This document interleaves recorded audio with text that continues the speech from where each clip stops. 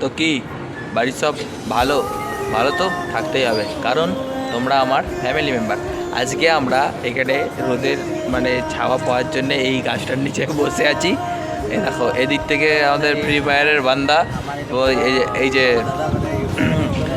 Video বানাচ্ছে আর বড় বড় ডায়লগ মারছে, ঠিক আছে?